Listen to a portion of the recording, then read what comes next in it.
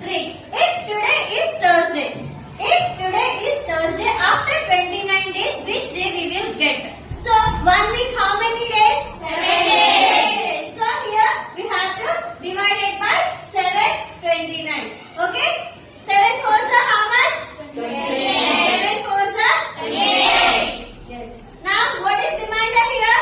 1. 1. So, here we have to add 1. Thursday. Next day what? Friday. Friday is the answer. Okay?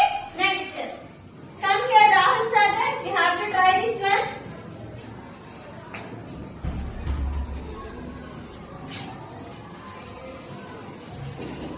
One week is 7 days.